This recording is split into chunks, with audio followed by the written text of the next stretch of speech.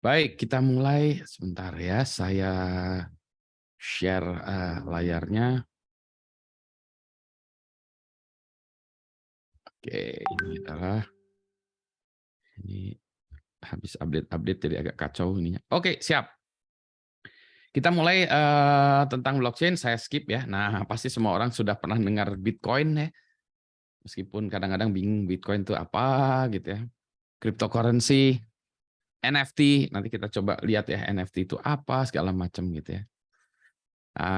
Yang sempat ramai di Indonesia pada waktu itu adalah sini ya, Gozali ya, NFT fotonya si Gozali ini yang laku, Gozali everyday Gozali ya, yang katanya laku sampai miliaran gitu. Jadi fotonya ginian aja bisa laku sampai miliaran ya. Kalau di ITB ada kasus juga waktu itu, foto rektor ITB di NFT-kan ya, di NFT-kan. Jadi waktu itu ada ini ya, ada siapa nih, mahasiswa kali ya, mungkin ada anak-anak yang kemudian menggunakan foto rektor di NFT-kan, ditaruh di OpenSea untuk protes ya. Jadi sebenarnya dia protes kemudian ditaruh di NFT. Ya, tentu saja ini terjual atau tidak terjualnya nggak penting ya, tetapi protesnya didengar kan gitu ya. Nah, ini ada beberapa hal yang sudah, oh iya NFT bisa digituin. Nah, ini tentang NFT ya. Kalau tentang Bitcoin sendiri, nah Bitcoin ini saya lupa nih tahun berapa nih ya. Ini harganya satu Bitcoin 300 juta rupiah. Kadang bisa 500 juta rupiah ini. Jadi kalau dilihatin ya harga Bitcoin tuh, kalau dilihatin dari sini tuh bisa harganya berapa nih? 800 juta turun sampai 300 juta. Jadi kalau kehilangan satu Bitcoin itu dalam satu hari itu dari 800 juta ke 300 juta hilang berapa tuh? 500 juta ya dalam satu hari. Ya kalau ini ya kacau ya. Nah, ini juga sama ya. Ini jadi gitu ya Bitcoin. Anyway, nah sekarang kita akan cerita tentang blockchain, dan kalau perlu diperhatikan blockchain itu tidak sama dengan Bitcoin. Blockchain ini adalah teknologinya, Bitcoin ini adalah aplikasinya. Jadi ini adalah tech ya. Ini adalah salah satu contoh aplikasi ya untuk yang menggunakan blockchain. Tapi kita berterima kasih kepada Bitcoin karena Bitcoin ini yang mengintroduce atau memperkenalkan blockchain kepada dunia, ya, menggunakan blockchain pada dunia. Jadi kita harus berterima kasih pada Bitcoin. Meskipun saya sendiri bukan penggemar cryptocurrency, tapi kita harus berterima kasih. Nah, sejarahnya blockchain itu dikemukakan oleh orang ini yang namanya Satoshi Nakamoto. Satoshi Nakamoto ini adalah pseudonym alias alias gitu ya. Jadi dia secara fisiknya orangnya tidak diketahui siapa itu sebetulnya Satoshi Nakamoto.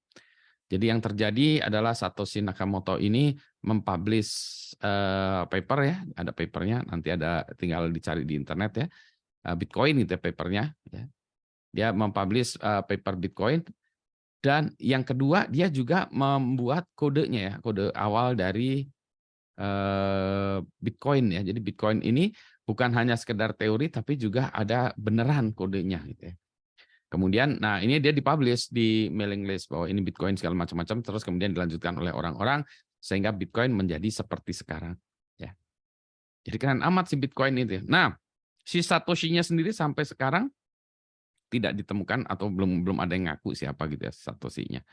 Sekarang bahkan kalau kalau mau sebenarnya dia bisa kaya raya ya kalau dia mau ngaku aja ya, ngaku saya adalah Satoshi Nakamoto ya, terus dia kaya raya. Saya sempat baca bukunya belum habis, apa sih namanya, The World of Satoshi atau apalah gitu ya, yang mana itu mencoba menganalisis ini Satoshi ini apa orang Jepang beneran atau orang Inggris atau orang Amerika dari cara berkomunikasinya di mailing list itu ya. Itu sampai sekarang belum ketemu ya. Eh Blockchain sendiri itu disebut secara teknologinya adalah distributed ledger technology atau disingkat DLT gitu ya. Jadi ini DLT. Nah, DLT ini sebenarnya teknologi yang sudah lama ya. Kemudian mulai digunakan, diaplikasikan di Bitcoin. Jadi itu sama juga seperti kita bicara tentang public cryptography ya. Public cryptography itu juga kan lama ya, tahun 70-an ya. waktu si RSA misalnya atau New Direction in Cryptography itu ya di publish papernya RSA dibuat algoritma itu kan tahun 70-an. Kemudian baru itu diimplementasikan menjadi SSL gitu ya di tahun 90-an. Jadi butuh waktu ya sekitar 15 tahunan ya kalau itu ya teknologinya gitu ya. Kalau yang ini harus saya cek lagi ya si ini DLT-nya sebelumnya tahun apa gitu ya. Kemudian dipopulerkan oleh si Satoshi itu. Jadi distributed ledger teknologi. Nah, sekarang pertanyaannya apa sih distributed ledger teknologi itu ya? Jadi kalau kita lihat yang disebut distributed ledger teknologi itu, nah kita lihat satu kata dulu, ledger. Apa sih ledger? Nah, kalau di dalam ininya dia definisi awalnya, definisi dari ledger, a book or other collection of financial accounts of a particular type. Jadi ini kalau accounting seperti ini gitu ya. Nah, ini biasa ya accounting ledger ini. Jadi kalau dulu yang disebut ini accounting ledger lah ya. Jadi tapi ini sekarang bisa dibuat any kind of notes. Selama ada sebuah catatan itu akan dapat kita gunakan sebagai ledger ya. Jadi distributed ledger teknologi adalah ledger itu adalah any kind of notes. Biasanya adalah transaction notes, tapi bisa macam-macam ya, all kinds of notes. Ya. Yang kedua, distributed, maaf, sebentar ya, saya ini dulu ya, matikan dulu ada berapa yang matikan dulu ya, sebentar. Oke, ini ntar saya matiin dulu supaya nggak berisik. Oke, oke, bentar ini saya matikan dulu supaya tidak bisik ininya. Oke. Mana tadi screen saya? Oh ini dia. Stop sharing. Mana nih kok share-nya nggak ada? Ini karena layarnya baru. Oke, layarnya ini baru update OS jadi hilang. Oke ya, jadi distributed ledger teknologi ledgernya oke. Distributed terkait dengan jenis network. Jenis network itu ada macam-macam. Yang pertama centralized. Centralized itu ada satu senternya di sini ya. Kemudian setiap node itu terhubung ke center. Ya, jadi semua node tercenter. Tidak ada hubungan antara node satu dengan itu nggak ada. Gitu ya. Jadi semuanya terhubung ke centralized. Contoh yang kayak gini itu misalnya arsitekturnya seperti ini ya. Secara network, secara topologi itu kayak mainframe zaman dulu ya. Mainframe itu kayak gini. Mainframe-nya di satu di sini ya di tengah-tengah. Kemudian di sini hanya terminal. Ini terminal. Ya gitu terminal. Kalau kita bayangkan sebetulnya teknologi web base juga seperti itu ya. Di sini adalah web servers, di sini adalah client-client ya, web client itu centralized juga. Jadi secara gitu ya. Kalau satu lagi adalah decentralized. Decentralized itu jadi ada beberapa nodes gitu ya, yang mana ini seolah-olah menjadi cabang lah ya, kantor cabang lah ya. Bisa jadi ini misalnya kantor pusat, ini kantor cabang, ini kantor cabang. Nah, di kantor cabang ini ya atau bagian ini itu dia ada berapa nodes lagi ya. Jadi nodes-nya ini berkumpul ke sini ya. Nanti dari sini baru dia dihubungkan ke tempat yang lain ya. Baru dia terhubungkan ke tempat yang lain. Nah, ini juga bisa ke sana lagi. Nah, tidak ada hubungan antara yang sini dengan sini gitu ya, nggak ada. Ya. Jadi dia somewhere in between lah ya antara centralized dengan satu lagi yang disebut distributed. Kalau distributed itu siapa boleh terhubung ke siapa saja. Jadi kalau contohnya tadi ya, yang ini itu dia boleh terhubung ke tetangganya gitu ya. Dia juga boleh terhubung ke sini, kalau mau boleh-boleh aja ya. Jadi distributed. Nah, jadi kalau kita lihat ada centralized, decentralized, distributed. Nah, kalau blockchain itu adalah DLT, distributed ya, ledger teknologi. Jadi adalah ledger-ledger catatan-catatan yang kita distribusikan. Jadi dengan kata lain catatan atau database atau filenya itu di sini-sini juga ya. Jadi setiap orang ini punya kopi file yang sama ya. Ya jadi punya kopi yang sama. Kalau yang ini centralized hanya ada di satu ya, DLT itu. Ya. Nah, jadi tidak semua aplikasi itu cocok dengan DLT. Ada aplikasi yang memang cocoknya centralized, ada yang cocoknya decentralized, ada juga yang distributed gitu ya. Nanti kita lihat mana yang cocok. Jadi tidak semua aplikasi cocok distributed. Nah, blockchain itu adalah yang ini ya. Jadi blockchain kayak gini. Oke. Nah, jadi ini tadi ya, ini masih hal yang sama. Nah, sekarang ada yang mengatakan ini kalau gitu ya si node-nya dari si blockchain itu ya, node-nya itu boleh anonim ya, boleh anonim, boleh. Tidak anonim juga boleh, diketahui ini node-nya siapa boleh ya. Yang penting adalah ininya ya, secara topologi dia distributed, yang penting distributed ya. Nah, kalau Bitcoin si node-nya ini anonim ya, node-nya ini anonim, tapi kita bisa juga membuat sistem blockchain yang tidak anonim. Oke. Nah, sekarang oke ya, kita udah tahu DLT definisinya seperti itu, tapi sebetulnya problem apa yang ingin di-solve ya? What problem atau problems to solve? Nah, kita ambil contoh aja yang paling gampang adalah untuk menjelaskan ini ya, conventional banking system. Nanti bisa kita lihat contoh-contoh yang lain ya. Di dalam satu sistem perbankan yang sekarang conventional banking system semuanya centralized ledger ya. Semua centralized. Jadi ada core banking-nya itu ya. Sini ada core banking ya. Core banking-nya itu milik perusahaannya ya, ini punyaannya bank ya. Bank XYZ gitu ya. Ini gitu. Nah, udah. Dan transaksinya ya tergantung dari banknya gitu ya. Processing time tergantung dari banknya dan bisa lama. Mari kita ambil satu contoh kasus. Contoh kasusnya gini ya. Jadi ceritanya Ani 123 ingin berkirim kepada Budi 789. Nah, memang di masa depan in the future setiap orang tuh namanya pakai angka ya. Jadi ini saya misalnya Budi 789 gitu ya. Kalau di dalam bahasa Inggris ini mungkin Alice ya, ini mungkin Alice ya. Ini mungkin Bob gitu ya. Tapi ini kita ambil contoh ini Budi dan ini aja ya, Budi dan Ani ya. Ntar saya hapus dulu ya biar jelas ya. Jadi ceritanya si Bob ini ingin si Ani ingin berkirim uang Rp5.000 atau $5.000 kepada Budi. Oke. Dalam transaksi konvensional, maka yang pertama kali dilakukan si Ani ini datang ke bank. Ya, jadi dia datang ke bank. Bank XYZ, saya ingin kirim uang 5.000 ke Budi 789. Kata si banknya, sebentar ya, saya cek di database saya. Nah, si database-nya itu hanya dimiliki oleh si bank tadi. Jadi dia punya centralized ledger dia. Oke, dia cek, oh iya ada Budi 789 ada. Terus dia cek juga saldonya Ani, oh di atas 5.000, boleh. Terus kata bank, boleh Bu, silahkan nanti saya akan kirimkan 5.000 ke Budi 789. Itu ya satu, centralized punya, semuanya punya di bank. Kedua, si banknya bilang, tapi biayanya 1.000. Mau kirim $5.000, biayanya $1.000. Nggak masuk akal, kata si Ani. Wah, nggak masuk akal ini cost-nya kok mahal sekali gitu.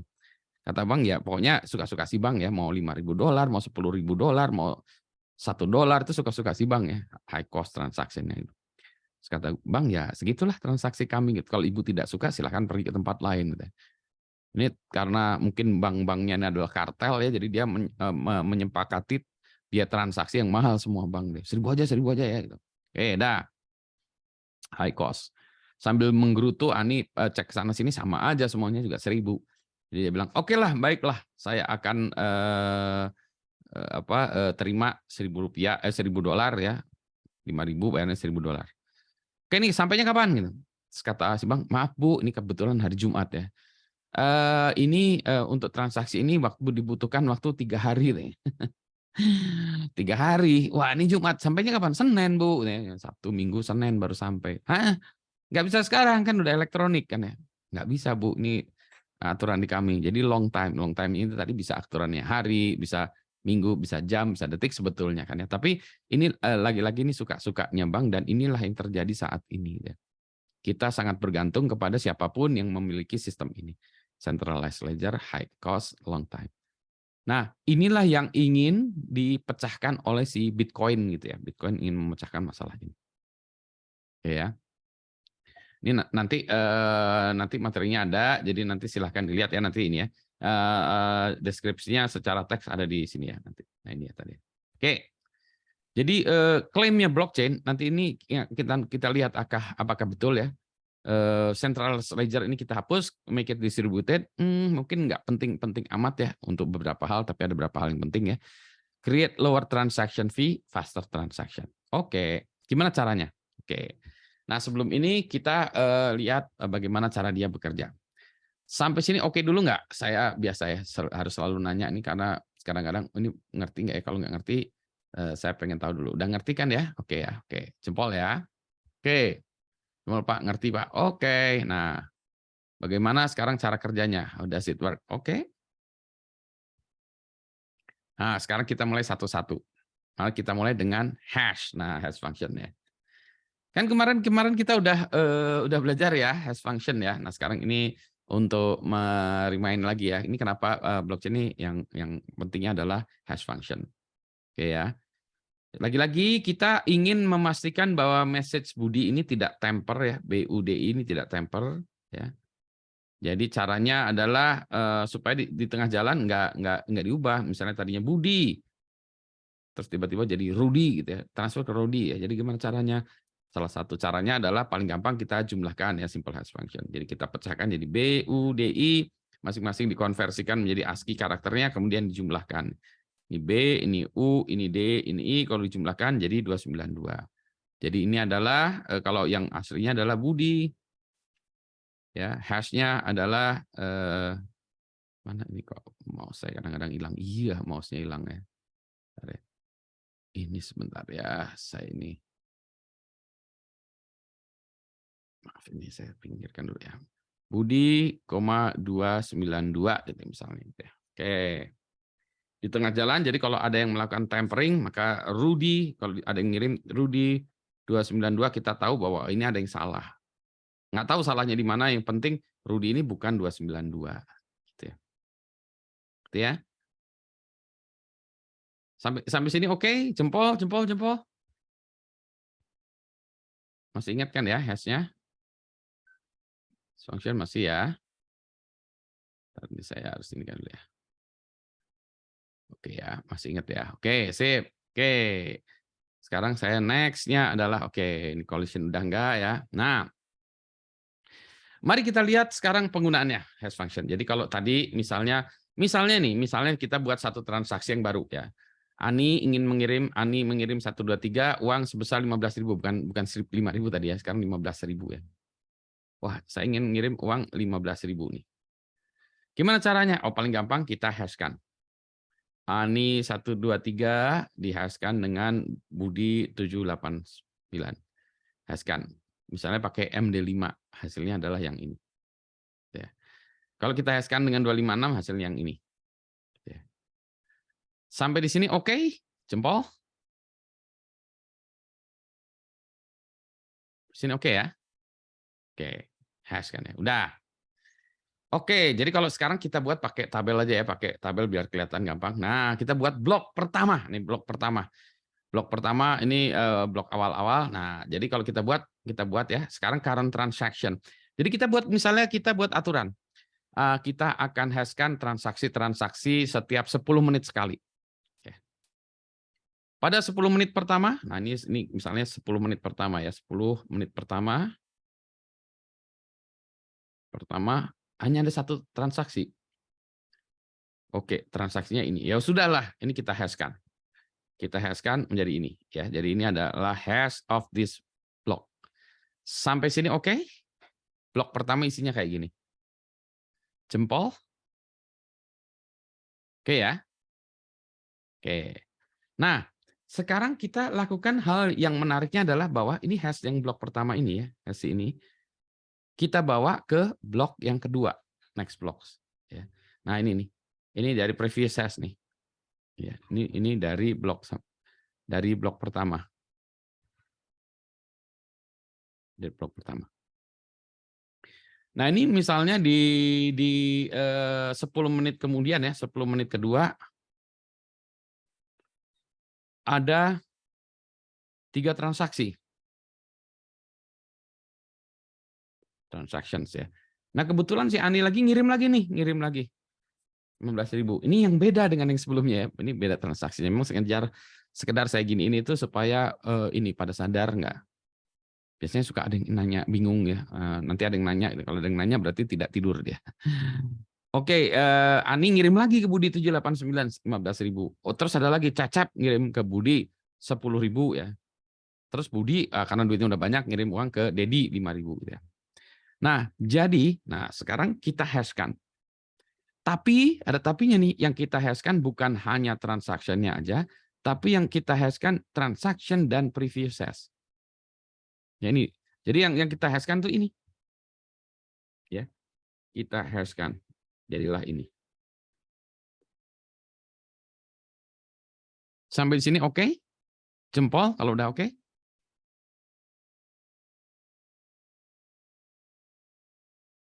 Oke, jempol oke? Ya.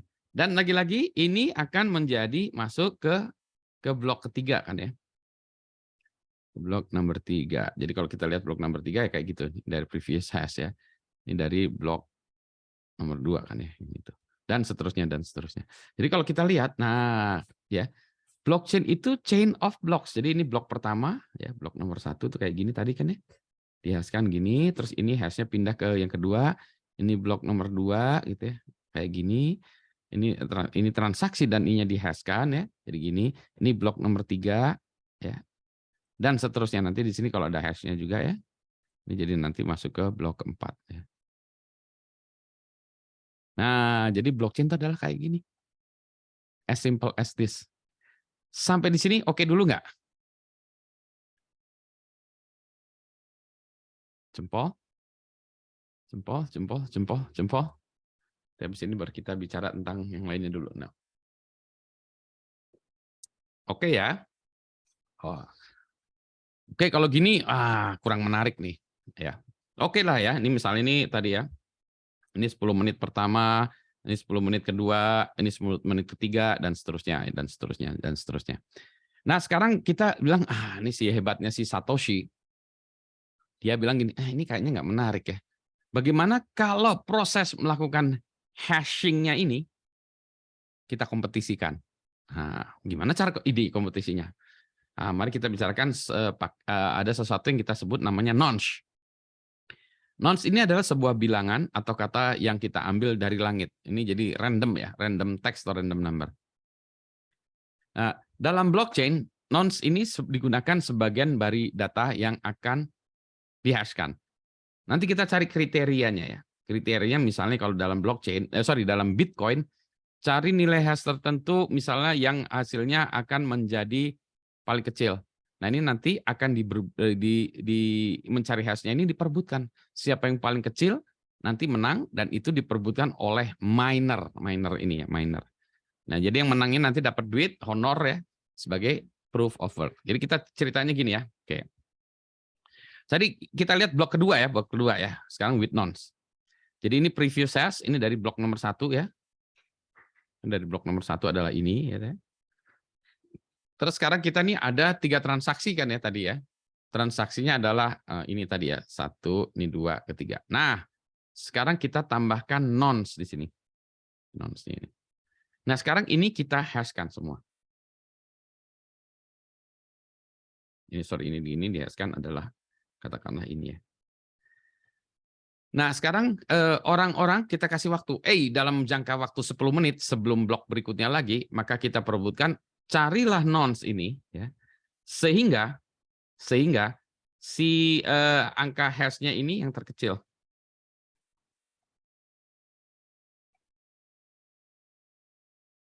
Paling kecil.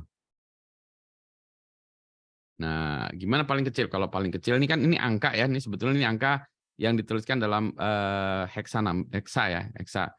Angka paling kecil itu kalau nolnya di depannya paling banyak kan ya. Kalau kita punya angka misalnya 1, 2, 3, 4 dengan 0, 7, 0, 1 ya 0, 7, 0, 1 ini lebih kecil daripada ini gitu ya. Kalau ada satu lagi 0, 0, 9, 9 ya 0, 9, 9 ini lebih kecil dari ini gitu ya. Jadi angka 0 di depan ini menunjukkan yang paling kecilnya gitu. Jadi kita kecil-kecilan gitu ya. Oke. Ya. Nah, sekarang saya minta kita inilah kita apa sih namanya kita coba ya. Sekarang kita coba-cobaan. Nah. Yuk, kita ambil ini password generator.net MD5 hash generator coba kita rebutan. Ini nanti kita cobain ya apa namanya? Perlombaan nih. Nanti kalau yang menang ada hadiahnya. Hadiahnya apa ya? Hadiahnya gini aja lah, saldo GoPay. Ayo ya, sekarang kita buat MD5 generator nih salah satunya yang ini paling gampang kita gunakan sama ya, password generator net. Ya kita coba ya. Kita coba. Ayo kita buka. Nanti saya kasih teksnya ya, teksnya. Bentar, mana teksnya? Bentar ya, saya stop share dulu, saya ambil browser saya juga dulu. MD5 hashnya tadi mana tadi? Sebentar ya. Bentar ya.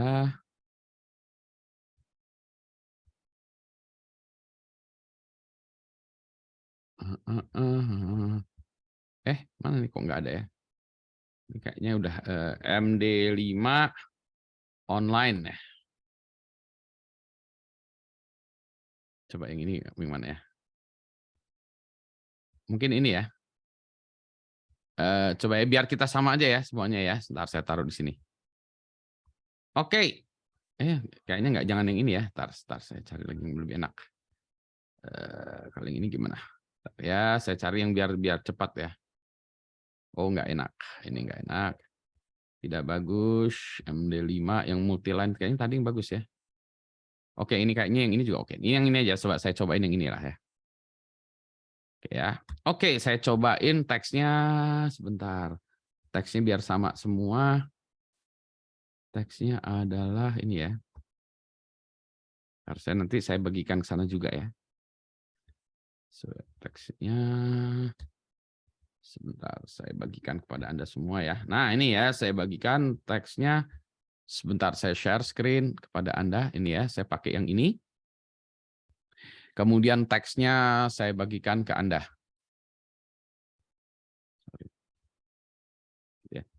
Nah, Anda lihat ya, kalau dilihat itu di bawahnya ini adalah hash-nya. Ya. Oke, sampai di sini oke dulu nggak? Saya tungguin dulu. Oke ya.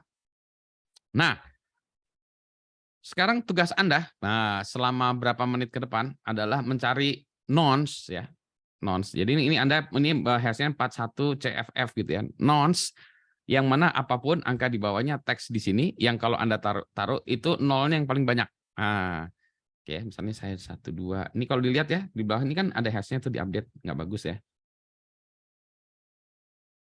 Sebanyak-banyaknya ya. Gitu. Silakan dicoba. Oke, saya pengen lihat dulu ya. Anda kayak apa? Saya rekaman ini saya stop dulu. Silakan. Jadi kita tutup. Nanti pemenangnya adalah Firda. Nanti kontak saya lewat ini ya, lewat ini. Nanti saya akan berikan saldo GoPay. Nah, sama seperti yang akan saya lakukan ya. Saya balik lagi ke blockchain ya.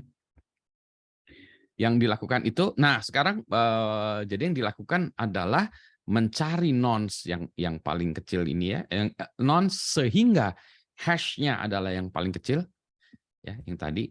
Nah ini dinamakan proses mining dan si orang yang menemukan ini dia akan mendapat ongkos atau mendapat honor.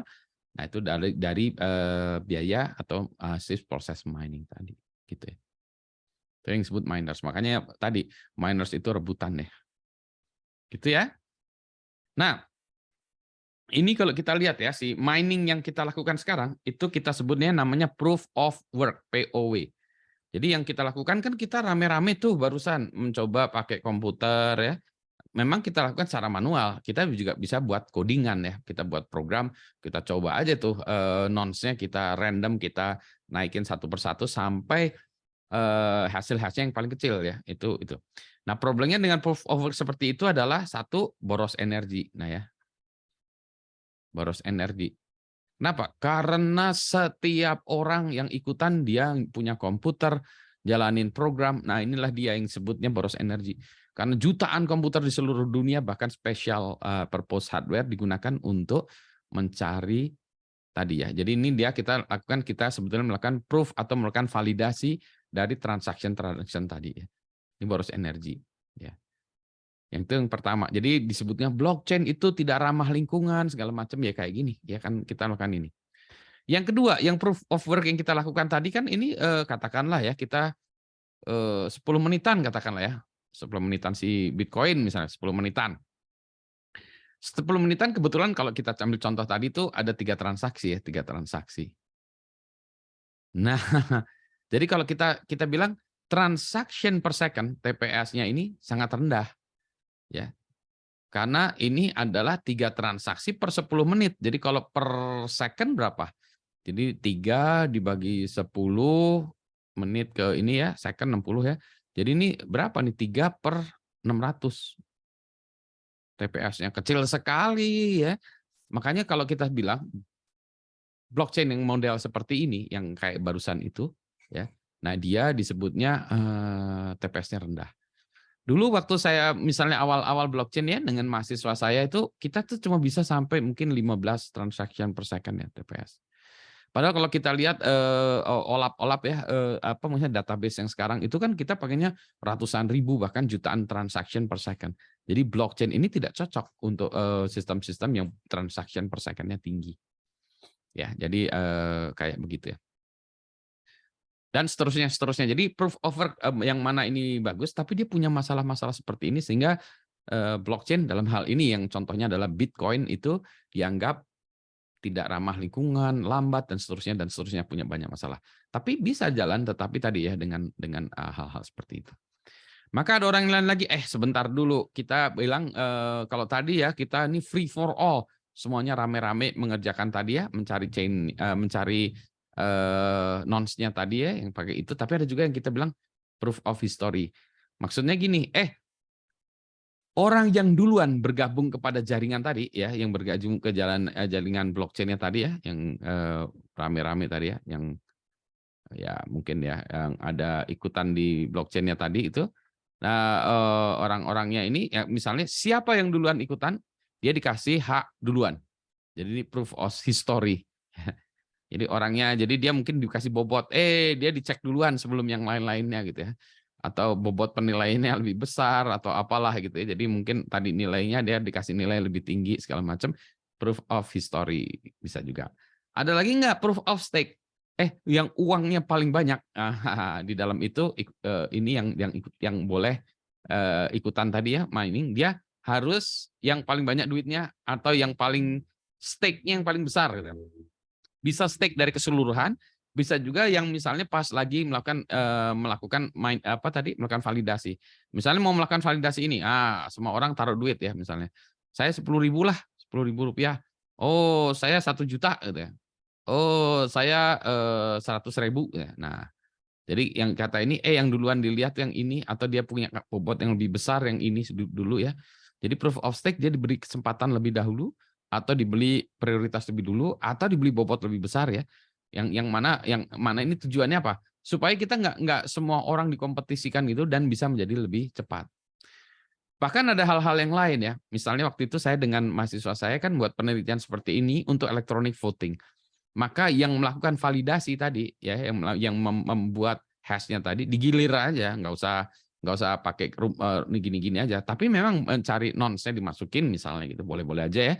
Tapi digilir aja gitu. Digilir aja dengan yang misalnya pertama KPU DKI, terus habis itu KPU Jabar, habis itu KPU Jawa Timur, habis itu KPU Jawa Tengah, habis itu KPU DKI lagi, habis itu KPU Yogyakarta, habis itu KPU Banda Aceh. Pokoknya gitu ya, digilir-gilir aja gitu. Boleh-boleh aja dong kan ya. Nah, itu yang kita sebut konsensusnya seperti apa ya. Yang ini. Ya. Jadi ini quote unquote mining alternatif seperti itu. Ada pertanyaan? Sampai di sini dulu. Nanti kita sambung lagi dulu. Pak mau nanya kalau misalnya hash yang dihasilkannya sama, Pak, itu tuh ada istilah collision nggak di sini?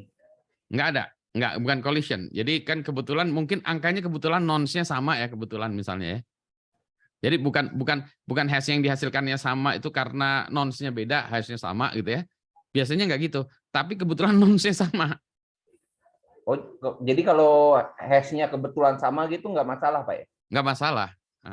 Nggak masalah. Siapa duluan aja, duluan. Split second yang duluan itulah yang dikasih duluan. Ya. Ada lagi, siapa? Nah ini kan kita bisa buat algoritma sendiri, yang paling kecil, yang paling gede, paling apa, atau kita buat konsensus sendiri sehingga hash-nya itu memenuhi persyaratan itu.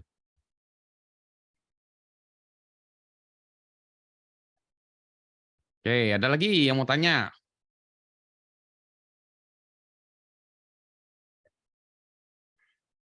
Ya. Nah, oke, kalau nggak ada oke, kita kasih jempol untuk Terus Pak, saya bisa jadi terus. Ya, jumlah ini datanya tuh bisa unlimited Pak, jumlah data betul, yang ini nyambung betul, ke blockchain-nya. betul. Jadi dan setiap orang punya datanya ini. Jadi kalau kita join Bitcoin, maka kita punya data dari awal Bitcoin-nya sampai sekarang. Jadi bergiga-giga lah itu. Jadi semua orang punya kopi data yang sama, gitu. Jadi dianggap juga, ini mah nggak ini ya, nggak bagus ya, karena setiap orang kumpulin data yang sama gitu ya. Tapi tujuannya adalah gitu. Jadi kayak seperti di backup di tempat yang banyak dan juga integritinya terjamin kan ya. Karena kita nggak bisa kalau misalnya kita mau ganti-ganti misalnya, ini transaction yang ini mau saya delete atau saya ganti ya. Kalau kayak MITM deh saya ganti gitu ya. Kalau saya ganti kan hashnya jadi kacau di bawah ini. Jadi hasilnya jadi kacau. Kalau hashnya kacau di sini kan ke sini hashnya jadi kacau. Ke sini nggak, jadi udah berantakan. Jadi kalau ada orang yang mau ngubah-ngubah, mendoktor transaction atau data gitu, akan kacau balau, kan kelihatan kacau balau. Nah, dia korup ya, dia harus ya sudah dia download lagi dari awal, dia ikutan dari awal lagi aja lah filenya apa namanya blockchain ini dia download dari awal terus dia ikut yang selanjutnya aja.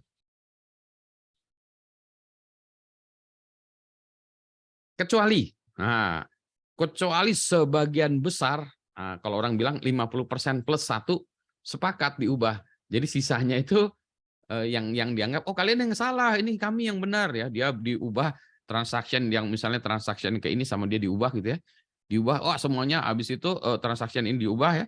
Terus habis itu hashnya dibenerin semua, dihitung lagi ya ke belakangnya. Itu bisa aja sih. Kalau mau bisa aja sih. Nah, jadi itu attack-nya ada ya. In teori adalah attack-nya adalah 50% plus one ya. Yang ini siapa yang mengatakan bahwa apa datanya ini yang paling benar ya adalah itu. Itulah sebabnya biasanya kalau kita sebut ya blockchain itu bagus kalau jumlah node-nya banyak. Ya. Kalau jumlah node-nya sedikit, itu mah di backup aja atau di mirror aja database-nya selesai. Nggak usah dikompetisi di mirror aja tuh. Kalau kita sendirian misalnya core banking punyanya satu bank gitu ya. Bank 1, 2, 3 gitu. Ya udah, dia nggak perlu blockchain-blockchainan sebetulnya, ngapain dia di blockchain kan ya. Lebih baik dia di backup, di mirror selesai. Nggak usah pakai gini-ginian ya. Oke, ada pertanyaan lagi? Kalau nggak ada, jempol. Supaya kita bisa terus ya. Oke. Jadi, pertanyaan adalah is it blockchainable? Nah, jadi kita selalu tanya ya.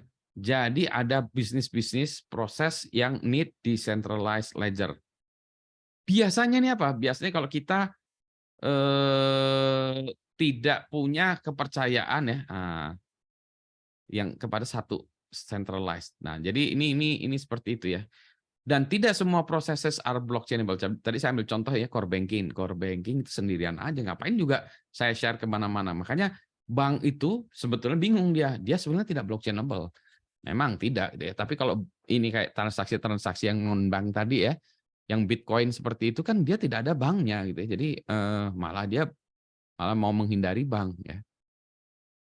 Jadi setiap rekening tadi, rekeningnya itu dicatat. Misalnya saya Budi Rajo X 789AH921 gitu ya. Misalnya ini wallet saya ya, uang saya ini kayak gini. Ini anonim ya dan orang-orang nggak tahu nih siapa gitu ya ini. Oke, saya punya saldo misalnya $10.000 gitu. Oke. Atau 10.000 bukan dolar ya, 10.000 Bitcoin ya. Udah gitu. Saya kirim ke misalnya ada orang yang kodenya adalah KL7321 misalnya. Saya transfer $5, saya transfer ke sana. Jadi ini nanti tinggal 9.995. Nah, ini misalnya dia rekeningnya awalnya jadi 100 jadi 105 gitu. Ya, jadi gitu. Dan ini tinggal ininya ya. Nah, ini adalah pencatatannya kan ya, pencatatannya. Ya. Nah, apa yang bisa kita blockchainable? Nah, cryptocurrency seperti halnya Bitcoin tadi. Ya. Nah, Bitcoin itu kan sebetulnya, nah, kenapa ini menjadi masalah ya? Nah, baru kita bicara tentang ini ya, kasus ya, kasus. Misal, cryptocurrency ya, ya ini adalah seperti halnya kita punya kupon. Contoh ya, contoh misalnya, kita mau ngadain ini aja lah, kita mau ngadain bazar, bazar 17 Agustusan gitu misalnya ya di ITB. Kita mau ngadain bazar di lapangan basket gitu. Lapangan basket ngadain bazar tanggal 17 Agustus. Oke, oke, oke.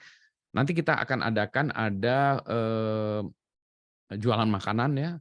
Ada siomay, bakso tahu, empek-empek, bakso, pizza, macam-macam lah ya di situ ada macam-macam, ada kopi segala macam. Oke.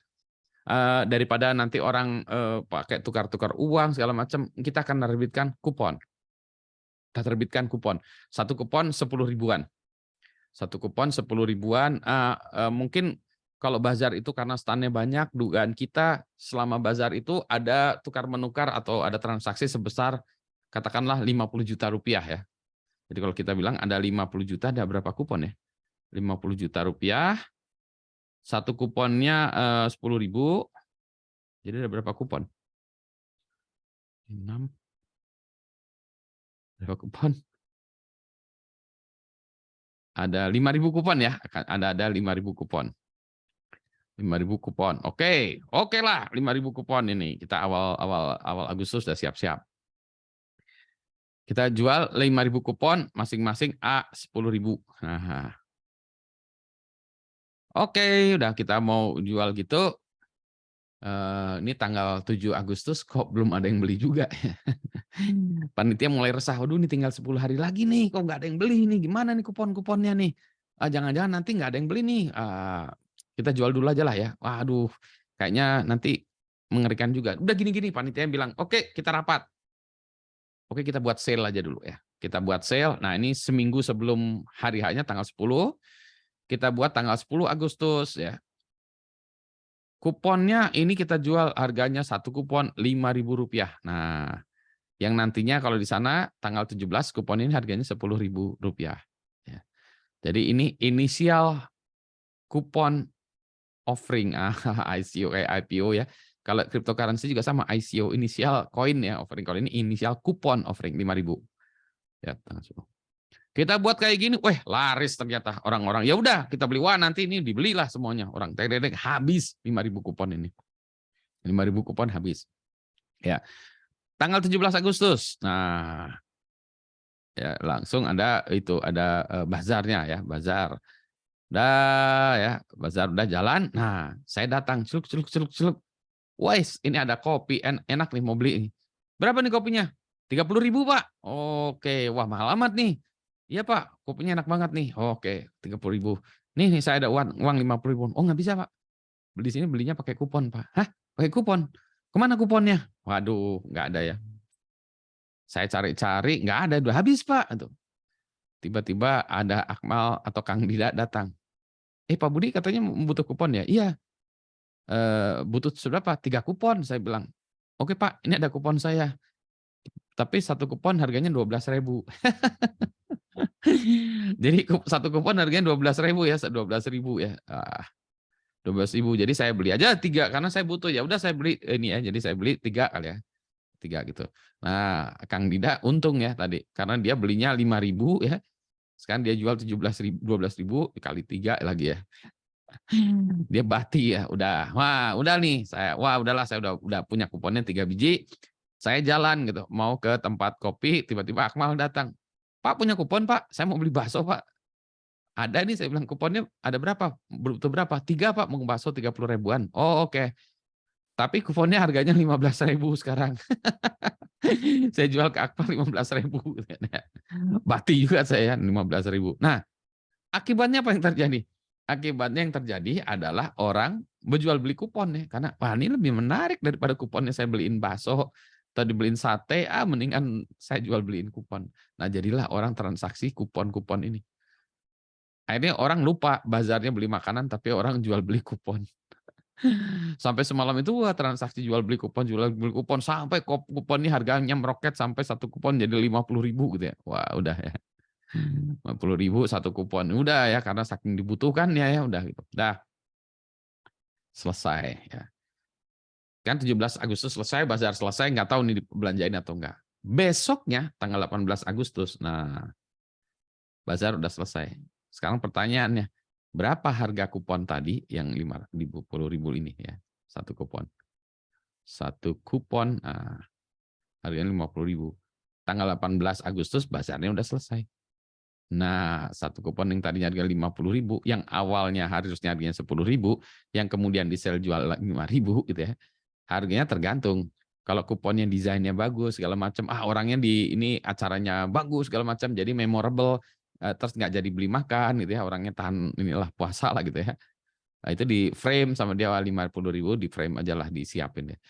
Tapi toko-toko tadi atau kios-kios, stall-stall tadi kelaparan ya, nggak jadi jualan, dia marah-marah ya.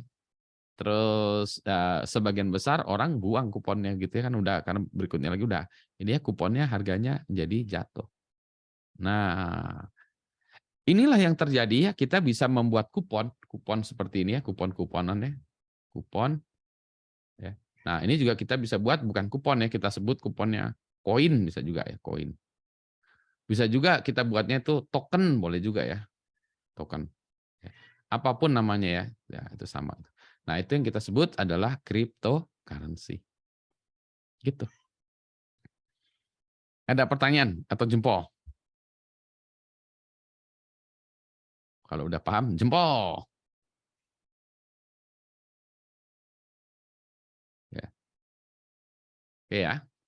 Oke ya. Nah, ini satu nih ya, tadi cryptocurrency yang dipakai lama orang-orang adalah cryptocurrency. Makanya orang rame-rame buat cryptocurrency itu karena kripto yang orang bilang kripto kayak gini ya. Padahal kalau kripto kriptografi begitu ya, tapi kalau orang kripto itu cryptocurrency maksudnya. Jadi kamu invest di kripto nggak? Maksudnya kripto itu apa? RSE, AES, DES, bukan Pak, cryptocurrency itu. Nah, makanya artis-artis buat kayak gitu tadi ya. Ya buat, oke, satu koin ya. Satu koin nanti setelah di launching harganya satu koin adalah $100. Sekarang kita buat ICO ya, satu koin harganya $75 nih, pada kayak gitu semua ya. Jadi dia jualnya sekarang itu dengan harap nanti jadi $100 kayak saham ya, tapi ini bubble banget ya.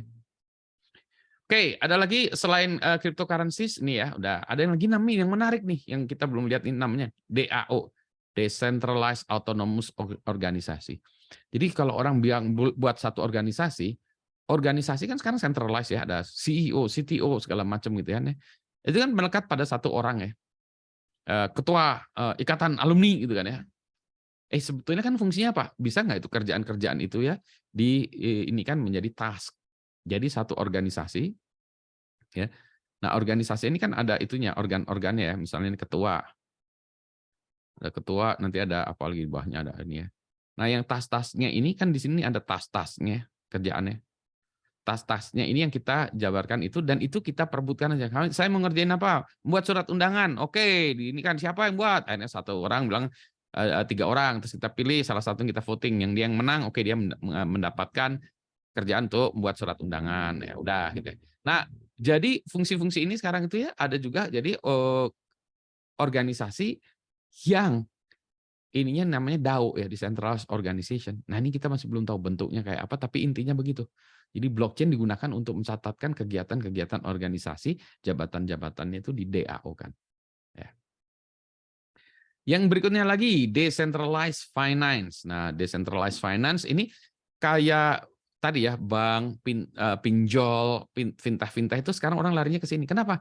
Karena kan nggak perlu ada bank lagi ya. Jadi ini sebetulnya kalau kita mau membuat asosiasi apa lintah darat, boleh kan ya? Boleh aja buat ya. Nah, jadi ini decentralized finance tadi inti-intinya seperti itu tadi ya, pinjol gitu. Jadi itu juga bisa orang saling pinjam-pinjaman tapi dengan menggunakan blockchain untuk pencatatannya. Ya. Jadi bisa juga ya. Jadi ini ya sekarang banyak nih DeFi ini. Nah, kalau saya tertariknya dengan electronic voting. Kenapa electronic voting? Karena satu, kita ini ya umumnya di bagian negara kayak di Indonesia nih. Oh, nggak percaya kepada KPU, oke. Tidak percaya kepada pemerintah, oke. Tidak percaya kepada partai politik, oke. Tidak percaya kepada Bawaslu, oke. Tidak percaya pada penyelenggara, tidak. Jadi tidak percaya semua ya pada electronic voting itu satu instansi. Gimana kalau datanya itu didistributed kan? Setiap orang punya yang mau ikutan ya menjadi node-nya. Partai politik punya semuanya, pemerintah punya, NGO punya datanya. Jadi semuanya ikut menjadi node sehingga kalau tadi pencatatannya itu ditaruh di dalam electronic voting tadi ya. Misalnya TPS ya, misalnya TPS 7 Bandung Utara gitu ya, atau apa ya? Utara. Nah, yang ini partai nomor 1 mendapatkan 15 suara. Partai nomor 2 dapat 3, partai nomor 3 mendapat 78 dan seterusnya ya. Itu dimasukin dalam blockchain ya dan tercatat. Gitu ya. Sehingga kalau mau diubah-ubah dia harus mengubah semuanya, kacau ya. Electronic marketplace. Nah, sekarang ini decentralized marketplace. Kan kalau kita bayangkan sekarang ya, kalau sekarang kan kita pakai ada Tokopedia gitu misalnya gitu kan ya. Kan kalau ini kan Topet kan ini Topet deh. Kan ini ada nanti ada merchant ya, misalnya merchant. Nomor 1, penjual nomor 1, merchant 2 ya. Ini ada ini seller ya, merchant atau seller ya. Terus ada di sini pembeli, customer 1, ini ada customer 2 ya. C3 dan seterusnya kan banyak ya. Kan sekarang ini kita belinya lewat Tokopedia. Si seller ini mencatatkan sesuatu, saya punya produk ini dibeli sama ini gitu ya. Gimana kalau ini nggak usah pakai Tokopedia, dicatetin aja sama blockchain. Jadi ada satu sistem yang mencatatkan seller apa, jual apa, dibeli sama customer apa ya, itu bisa dicatatkan di si ini ya, apa namanya, blockchain based marketplace ya. Jadi ada kayak gitu. Nah, ini dikeroyokan rame-rame, yang mau ikutan gitu ya. Nah, kan yang perlu dicatatkan, ingat ya, kalau tadi yang di dalam ledger-nya itu, kalau tadi adalah transaction, kalau yang ini electronic voting adalah siapa yang jumlah pilihan voting. Nah, ini juga sama di dalam marketplace bisa itu juga. Nah, lebih menariknya lagi, nah ini lebih menariknya lagi nih.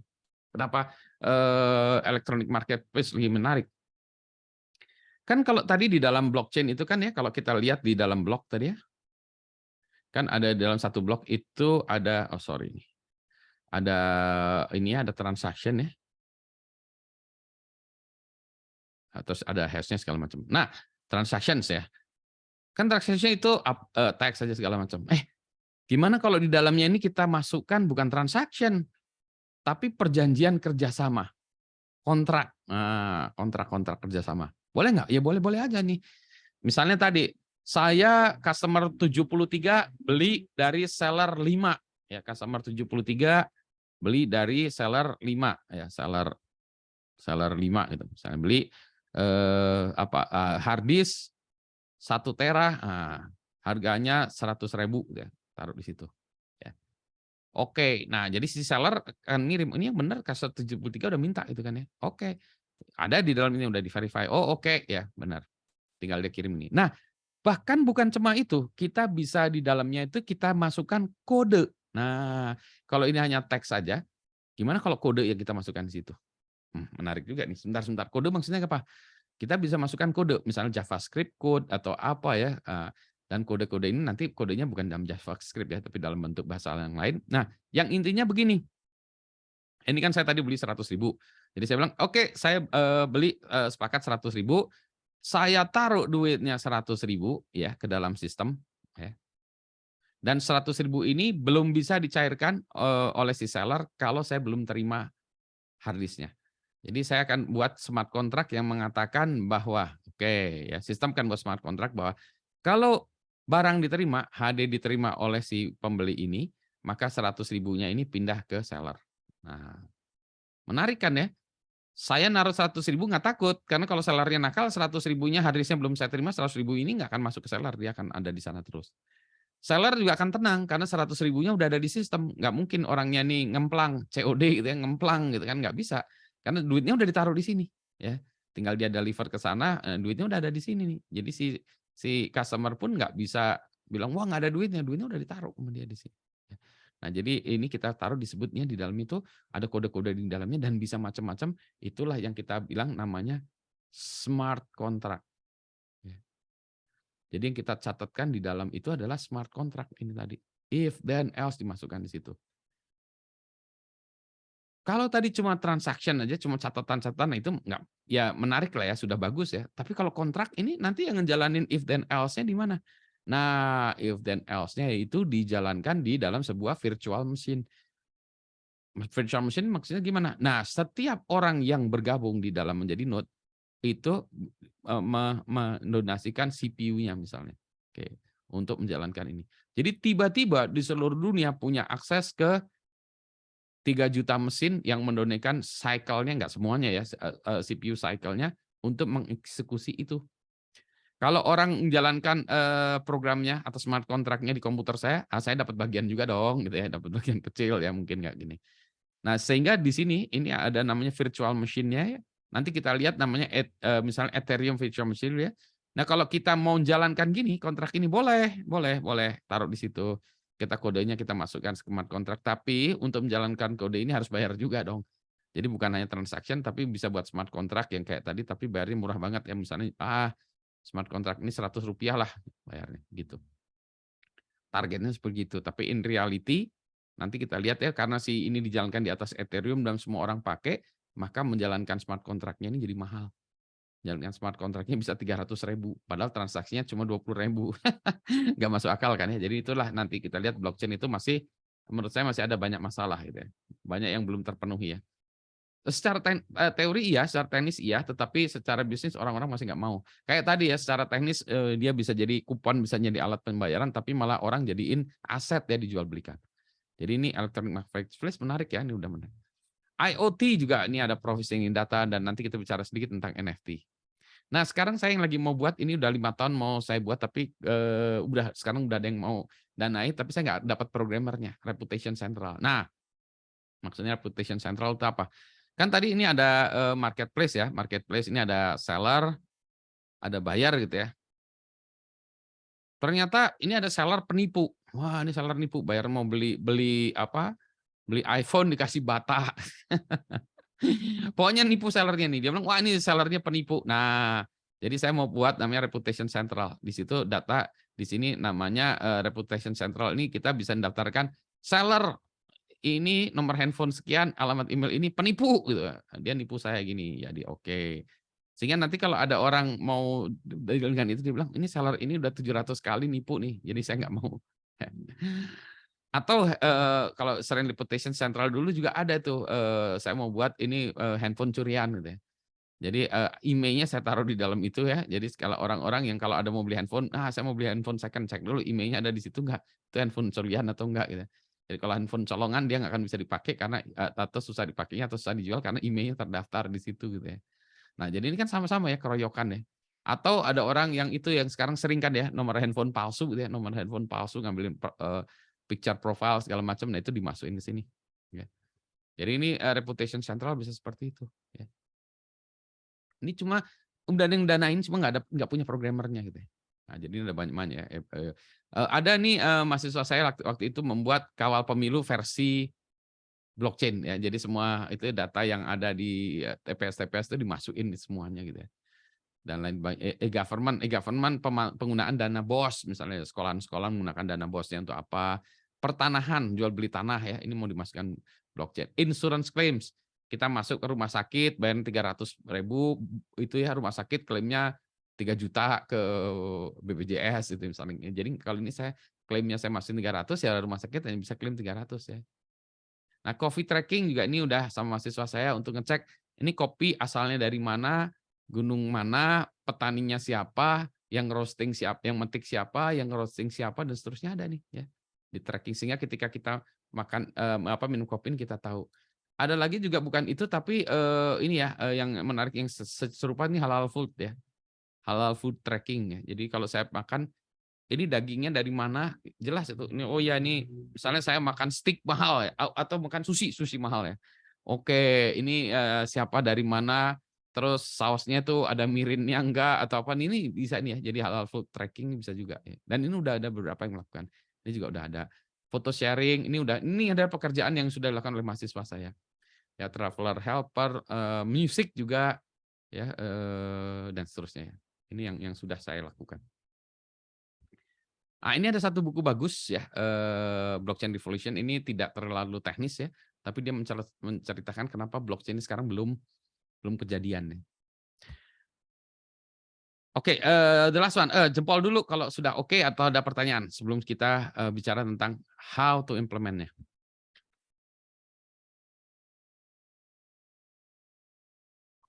Oke ya, karena kita how to implement-nya. Nah, how to implement-nya tadi ya, yang pertama, kan tadi ya banyak orang mengimplementasikan sendiri. Dulu pas zamannya mahasiswa saya juga itu banyak kita harus mengimplementasikan sendiri ya, buat codingan sendiri, nggak ini.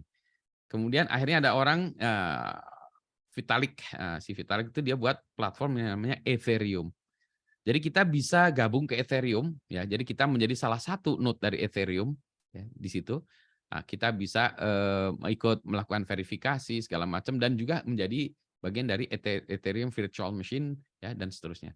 Jadi kalau pakai Ethereum ini gede, bagus sekali. Nah, dia pakai proof of work tadinya ya. Terus dia pakai bahasa programannya namanya Solidity. Kayak JavaScript sedikit lah ya, proof of work Solidity. Nah, karena proof of work makanya dia dianggap wah ini jelek, batu ya ngabisin listrik segala macam. Nah, sekarang dia udah ada yang namanya POS-nya, proof of stake-nya. Atau POH-nya, POH, POS itu sudah ada ya. Jadi si Ethereum ini sekarang berubah, ini baru aja nih ya POS ini baru mungkin sebulan ini ya. Jadi si Ethereum ini sekarang masih tetap menjadi major platform ya. Nah, karena dia jalaninnya tadi di atas Ethereum Virtual Machine ya EVM tadi, karena orang-orang ramai ke situ, maka dia menjadi mahal. Jadi orang menjalankan untuk menjalankan satu program di atas Ethereum kita harus bayar biaya. Itu yang disebutnya namanya gas, ya, gas fee. Bensin atau minyak ya. Jadi ini ada biaya minyaknya. Nah, itu misalnya biayanya adalah 0,01 ETH gitu misalnya. 0,01 ETH ya tergantung harga 1 ETH-nya berapa gitu. Nah, ini mahal sehingga ini menjadi masalah waktu itu ya. Karena ini satu jalanin satu smart contract bisa $1 bisa $10. Ini satu ya, jadi grupnya ini. Oke.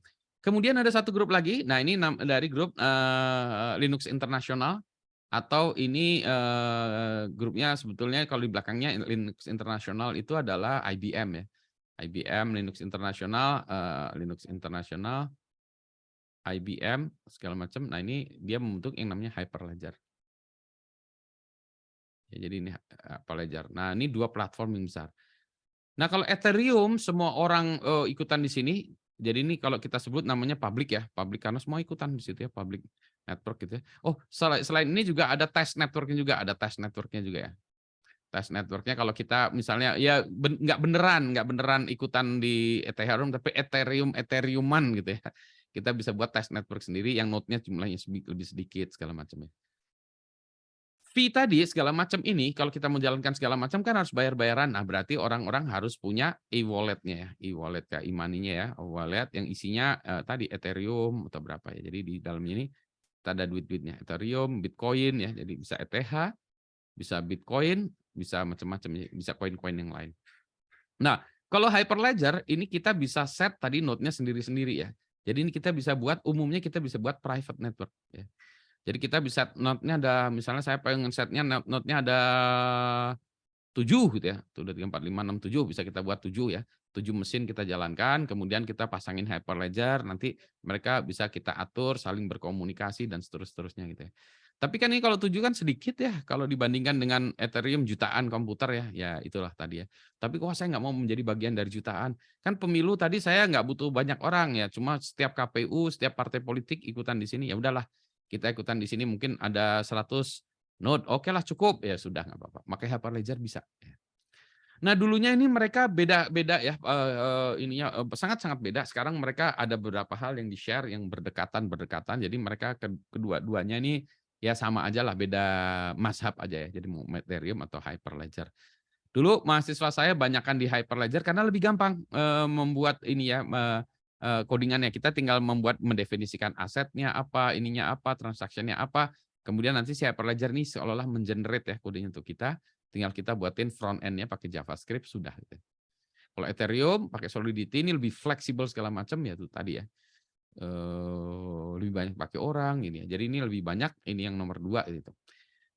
Itu yang mainnya. Kemudian mulailah orang membuat pecahannya ya. Sebagai contoh misalnya Ethereum ini kan publik, wah ngeri kali nanti ada ini. Maka orang-orang di JP Morgan ya, JP Morgan kan biasanya terkait dengan transaction system, dia buat split off dari ini ya forknya dari Ethereum, dia buat namanya Quorum ya. Buat Quorum dari sini kita buat namanya Quorum yang mirip-mirip gitu ya, Quorum itu. Dan Quorum ini ternyata saya lihat juga udah dibeli sama pihak lain dan juga dia tools-nya nyambung-nyambungin pakai Hyperledger. Jadi ini Quorum nih ya dari sini juga ya.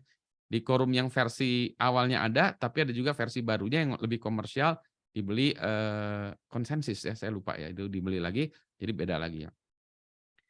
Kalau ini tadi awalnya mulai proof of work ini segala macam, ada yang langsung dari awal sudah langsung proof of stake ya ini namanya Solana ya. Solana nih untuk mengembangkan ini dengan ini beda lagi, jadi ini Ethereum, Ledger, Solana, jadi networknya beda-beda. Kalau kita mengembangkan di platform ini ya di Solana ya grupnya Solana aja gitu ya, bahasa penggunaannya beda lagi dan seterusnya lagi. Di Indonesia ada yang buat juga namanya Vexanium, dia juga untuk membuat mengembangkan blockchain di atasnya gitu. Ya, jadi ini yang sekarang, dan karena perubahannya sangat drastis gitu ya, jadi dalam waktu 6 bulan aja udah beda nih. Wow, udah tools baru, ininya baru lagi, ini baru gitu ya. Jadi kode-kode lama kita mungkin nggak jalan lagi ya, harus diupdate lagi. Gitu ya. Nah, karena sangat berkembang dengan cepat ini, SDM-nya ini susah. SDM-nya ini susah setengah mati gitu ya. Jadi sekarang lagi dicari programmer-programmer ini, dan kalau di Indonesia, Bali ini adalah pusatnya. Ya, pusat untuk blockchain. Jadi orang-orang yang menggunakan blockchain tuh pada banyak yang programmernya pergi ke Bali ya, karena gajinya tinggi di sana untuk jadi programmer ini. Kalau kita jagoan banget ini semua tahu segala macam ya, mungkin gaji kita bisa puluhan juta di Bali sana. Jutaan rupiah ya. Kalau di dolar mungkin jadi ya ribuan dolar ya gaji kita di sana. Itu ya. Oke, ini hanya sebagai contoh. Nah, awal-awalnya teori dasarnya tentu saja. Nah, ya, ini kesimpulan saya nih ya sementara ini. Blockchain teknologi itu keren, game changer. Cryptocurrency saya tidak terlalu suka, tetapi kita harus cari lagi masih ada killer applications lagi ya di atasnya. Jadi kalau orang sekarang banyak kan cryptocurrency ya. Currency. Nanti ada lagi ini yang udah generic itu ya langsung. Nanti adalah decentralized finance, pinjol kayak gitu ya, e-commerce atau apalah gitu ya. Tapi bukan duit-duitnya nih, kalau ini kan kupon-kuponan, koin-koinan, token-tokenan. Kalau ini finansial in general lebih ya, pinjol gitu ya, pakai ini. Dan tentu saja ada lain-lain ya. Kalau saya tertariknya masih tetap e-voting lah yang kayak gitu ya. Dan ada lagi yang di sini yang menariknya adalah NFT ya, non fungible token. Tapi ini nanti kita bahas terpisah. Ya, NFT ini. Apakah ini menjadi killer application? Belum ada yang ya bener-beneran terus ya gitu. Meskipun di sini udah ada contohnya Bitcoin ya. Yang ini NFT udah ada contohnya. Ini ada dipakai di OpenSea ya, dipakai di ini saya mainan game apa sih namanya?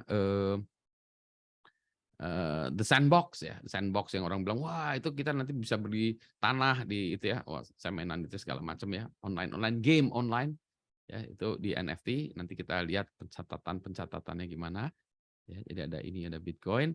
Nah tentu saja ada aplikasi-aplikasi yang terkait dengan government tadi, pertanahan ya, catatan nanti segala macam itu orang-orang mau cari ini apakah gabungannya dengan ini.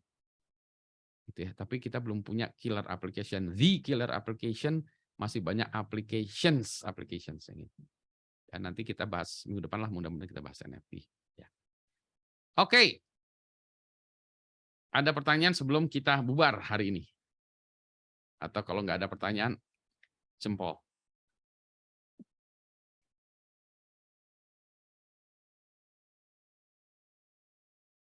Silahkan kalau ada pertanyaan, kalau nggak ada pertanyaan jempol. Kita sudahi pagi ini. Nah, tidak ada ya? Oke, kalau tidak ada kita sudahi, nanti materi akan saya materi presentasi akan saya apakan